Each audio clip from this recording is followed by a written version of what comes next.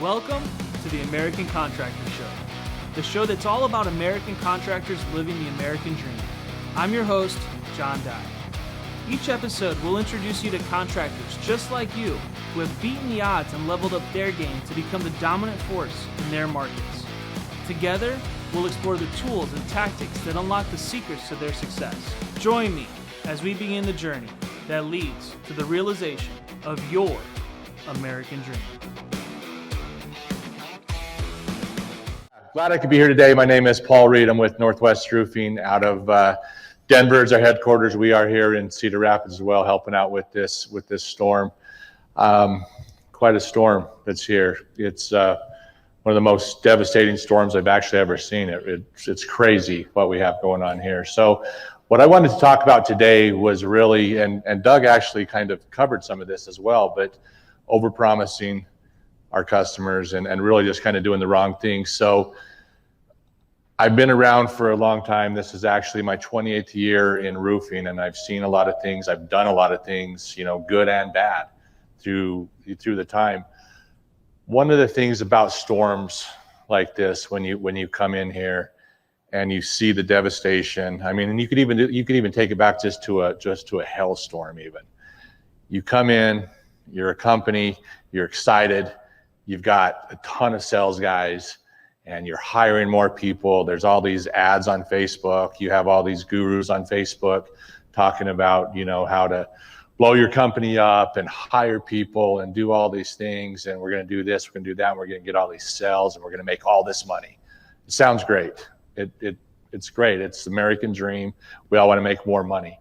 What we really have to do is we have to stop and just actually kind of relax and cool down for a minute and really take a look at it and look at who you are, right? At the person I am today and the company we are today, we weren't that company last year. We weren't the company 2 years ago, 5 years ago, 10 years ago. That wasn't us. We've grown every year, slow and steady.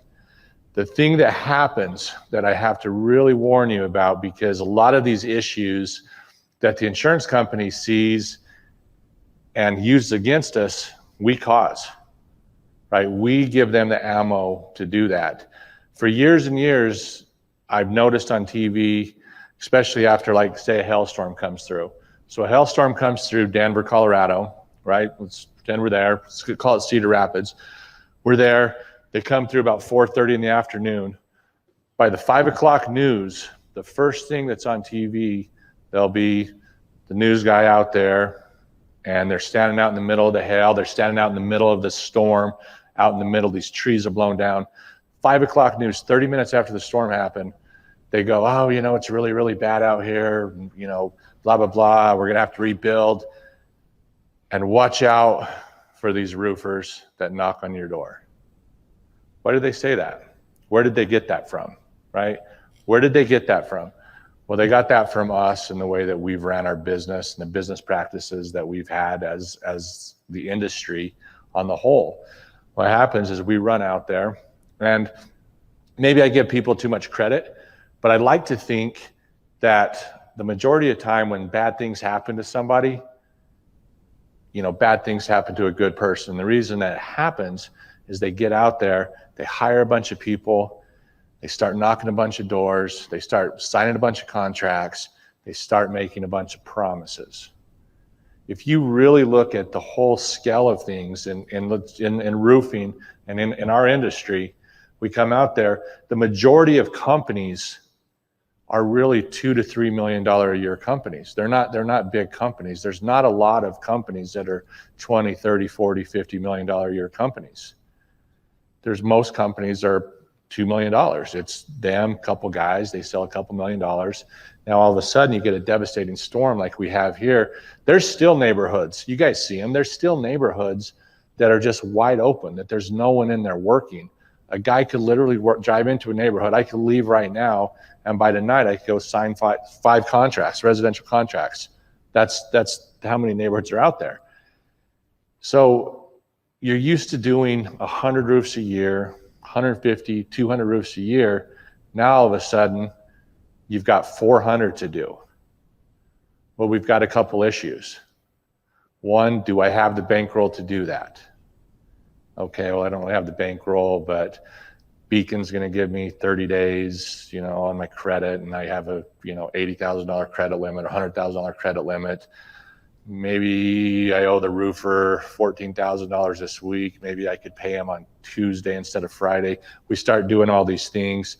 Mrs. Smith is that depreciation check's coming.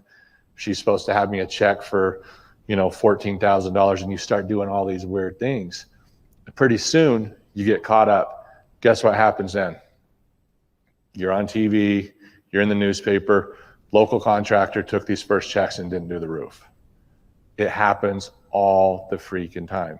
Yes, there are some people that are just creeps that steal money, but the majority of them, I've known quite a few people that get caught up, that are pretty good people, that were good people, that went out, oversold, overpromised on there. If you can run your business really like a business, and I get it, we all want to grow and we want to get bigger, but sometimes you need to really know your limitations. I was speaking to a lady here before the meeting. I remember back in, I believe it was 2009. Yes, it was 2009. We went, from 0 to 100, just like that, 0 to 100. And we got lucky, we pulled it off, but at the end of it, I was like, oh, look how cool we were. We grew like 50%. Look how great that was. This old timer though, sat back and he told me, he goes, how many dead bodies did you leave in the street?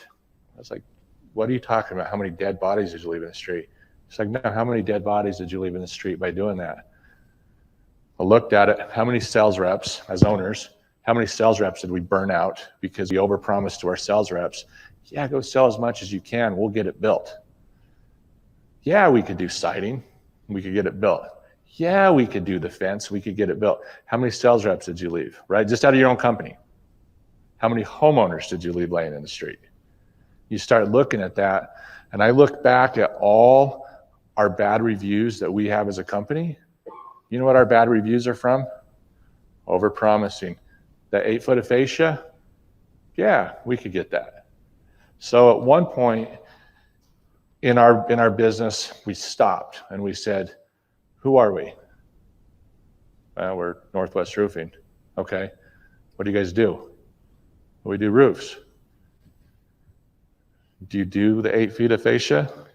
Now our name's Northwest Roofing, right? Like when we look at this, when we look at our company names, a lot of guys in the roofing industry, I think you might know this better than me, Mike. I think it was about 10 years ago, there was it might even been on the old Hail Trace site. Someone was posting that everyone should change their name to blah, blah, blah exteriors. Guess why? So you get 10 and 10, made sense. Because the carriers were telling you, like, you can't get 10 and 10 because it says roofing, so you're not going to get that. But change your name to exteriors. So a lot of us did that. A lot of us changed our name to exteriors, and we tried to get the 10 and 10. It didn't work, right? Like it just didn't really work. But we were all doing that, and we'd go out and we knock a door, and we're roofers, right? Like that's if you identify as a roofer. That's who we are. You don't identify as a fascia guy or soffit guy. And sometimes we're set up and we could do a few things like that. But we get in trouble as an industry and as a company in general all the time for overpromising these things and going, yes, because we go out, when you knock on the door, you're not knocking on the door because their fence is blown over. You're knocking on the door because you're trying to repair the roof, because that's what we're good at, because we're roofers.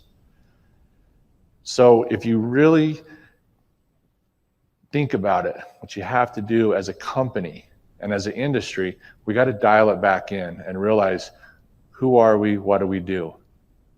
You can't be a jack of all trades in this type of storm stuff. It kills you as a company, number one, but it also kills our industry.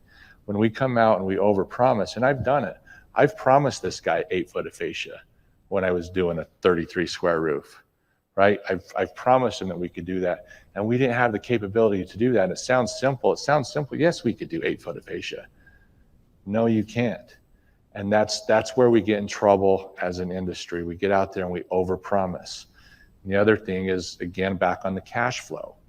When we're used to being a $2 million a year company, or we're used to being a $5 million a year company, Now all of a sudden we sell $10 million. Where's that cash coming from, right? We're pushing our credit limits at the supplier, and we're hoping that that first check covers our weekly payroll. We're hoping that it covers our roofers. We're hoping that it covers our light bills, and we got to pay the salesman.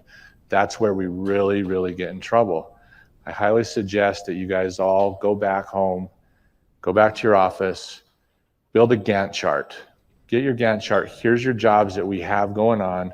Here's the jobs that we sold. Here's how many jobs we can possibly do as a company. And you know what? It's okay if you're a $2 million a year company. It's okay if you're a $4 million a year company. It's okay if you're a $10 million a year company. Just do it right. There's plenty of money to be made running a few $1 million a year company. There's plenty to go around. There's plenty of work to do that. So I just highly suggest that you really recognize who you are as a company right now today, not who you want to be, right? Like if I went around the room and we said, well, what do you want to do this year? Like if you ultimate goal, everything worked out great. You know, I asked Dan, how much you want to do this year? Dan Young's going to be 50 million, right? MPC, you guys got a ton of people, 100 million, right? Ask yourself and really look at it. Sit down as a team, sit down with your accountant, sit down with everybody in your team. Who are we and what can we be? Are we okay with 10% growth? Can we do 10% growth? That's a pretty aggressive growth. If you look at, you talk to financial people, 10% growth through a year, that's pretty aggressive. Now all of a sudden we think for some reason that, you know, man, last year we did 4 million. Shit, I bet we could do 10 million this year. So you're going to grow 120%. Yes, you know, because I, you know, read online, I got on Facebook and I seen these guys and they hired, you know, 33 new salesmen, green beans, and we trained them and we, you know, had them watch stuff on the computer and we taught them how to sell roofs, and this is what we're going to do. All right, so we hired these guys and we all know that we're going to burn through, we hired 33 of them, we're going to burn through 32 of them. There's going to be 32 bodies in the street because of that. How many of those homeowners did they promise things to that you're burning through? And then we wonder why the insurance companies come back and with this literature that you found on SVG today, look what these guys are doing.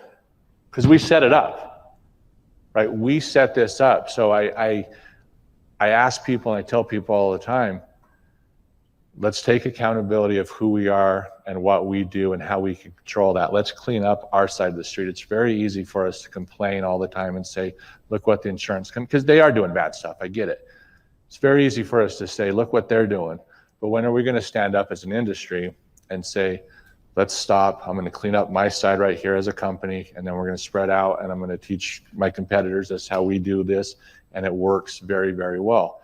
So Doug gave a lot of great stuff that was in there, and so I just want to recap that again. Know who you are as a company. Go back, make a Gantt chart. Show how many roofs can I do this week. Don't be hiring roofers off of Craigslist and Facebook right now. Don't be posting on there, and we've all done it. I've all seen it. You get on Facebook, I need 3 crews. Where the hell do you think these crews are coming from? Do you know them? Have you seen their work? And all of a sudden you're going to put them on a house that your name's on, that you have no idea what they're going to do. So get that Gantt chart built up. See how many jobs you could do a week. How many jobs can you do a day? We could do 3 a day. We could sustain that for this long because that matches your financials and it shows I can pay for these roofers. I could pay my salesman. I could pay my bills. I'm not relying on Mrs. Smith to write a check for $8,000 so I can make payroll this week. And that's okay. Run your business like that. Then we're going to stay out of the news. I mean, that is like literally my goal in life when they can say, when they get on there and it doesn't say that anymore, watch out for these guys that are knocking doors because they're scam artists. Because we're causing that as an industry because we are allowing ourselves to do that because we get excited. We want to make all the money in the world, and I get that. but just know who you are as a company, know who you are as an individual. Don't leave bodies laying in the street. I loved what Doug said earlier about, it's our responsibility to come into these towns and live in these towns and put them back to better than pre-storm condition. That's our responsibility as an industry to do that. To rise above, come in here and help people, serve people, give back to people. At the same time, you're going to make a lot of money when you do it right. So appreciate you guys all being here today. I know got a great lineup of speakers. I'm looking forward to hearing about the 33 Carpenter case on there and how that really affects here in Iowa. I do recommend that everyone looks at their contracts on there, get them to a lawyer to make sure that you are set up. Insurance companies are sitting here, they're watching us. They know what's going on. They're picking us off. It's going to happen to someone you know or yourself if you don't have everything set up. So again, thank you guys, and I'll be here this evening. If anybody wants to sit down and talk about whatever, I will be around, and appreciate it. Thanks so much for watching today's show. Make sure to like and subscribe our pages so that you can stay up to date with every episode.